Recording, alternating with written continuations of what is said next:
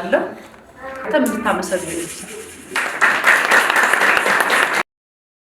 እኛ ባለፈ ጊዜ ያሉ ነገሮች ግልጽ ሁኔታ ተነጋግረን ቢሮ ይሰጠን ድጋፍ ማግኘት የሚገባን ነገሮች ተጠይቆ ከዛ በኋላ ተጠቃሚ እንድንሆን አሁን ብዙ በቀበሌ ዙሪያ ብዙ ቤቶች የተዘጉ ቤቶች አሉ፣ ብዙ ሱቆች።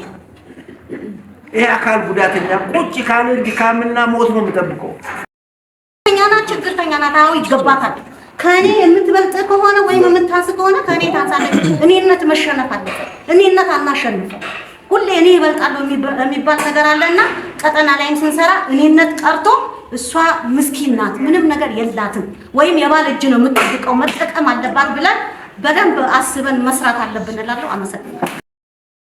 እና ያንን ሆነ የሚመቻችልን ከእድሜያችን ጋር አይቶ መስሪያ ቦታ ቢመቻችልን መስራት እንችላለን። የሰው እጅ አናይም፣ ከጥገኝነት እንወጣለን፣ ከልመናም ምግብ ይጀመራል ተብሎ እስካሁን ድረስ ምግብ አልተጀመረም። ባቢል ያኔ ስንጀምር 1 ወር ምናምን ተብሎ ነበረ ምግብ እና እስካሁን አልተጀመረም። አለመጀመሩ ደግሞ ማለት እዚህ ጋር መቋጠር የሚችል ብዙ ሊኖር ይችላል። የተወሰነ ስራ እየሰራ እየተንቀሳቀሰ ምንም እያለ ለመቋጠር ሊኖር ይችላል።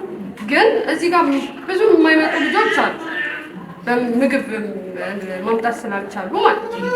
እና ወይ ደግሞ እነሱ በአልሚ ምግብ ላይ ቢካተቱ በመጀመሪያ ታረጋውያን ነው የሚጀምረው። እነኚህ ሰዎች የአገር ባለውለታዎች ናቸው። ከአሁን በፊት ቢሮ እንደናቃለን ትንሽ አሁን በስራ ምክንያት ወደ ቤት ቀረሁ እንጂ አውቃለሁ የእያንዳንዱን ቢሮ የት እንደነበረ። ቢሮ ለምን እንዳልተሰራ ወይንም በምትኩ ሌላ እንዳልተሰጠ አናውቅም። በዛ ብዙ ክፍተት አለ። ለምን አንደኛ ችግርተኛ ሄዶ መናገር አይችልም። ቢሮ ፈርሷል ለማን ነው የማለት ነገር። እነኚህ ሰዎች የኢትዮጵያ ባለውለታ ናቸው፣ የሀገር ባለውለታ ናቸው።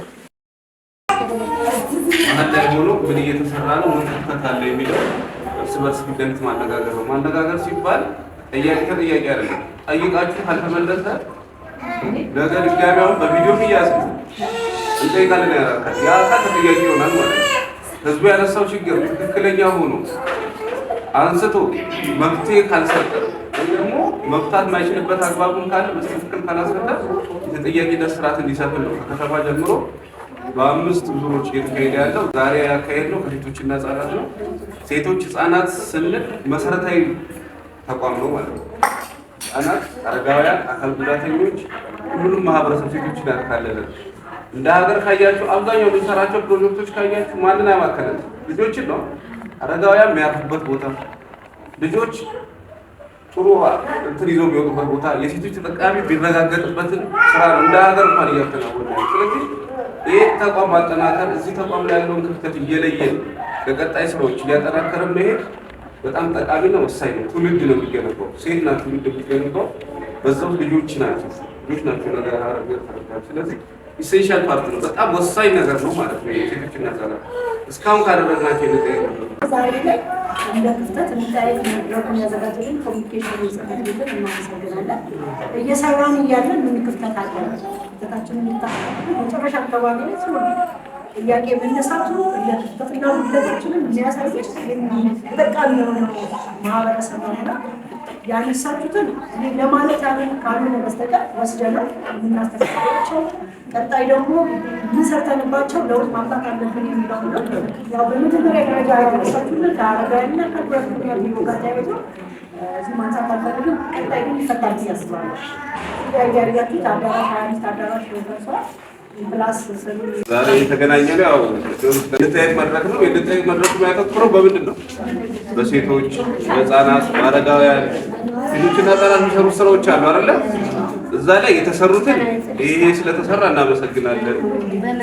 ያልተሰሩ ካሉ ደግሞ እነዚህ ስራዎች አልተሰሩ በቀጣይ ቢሰራባቸው የእኛስ ሚና ምንድን ነው?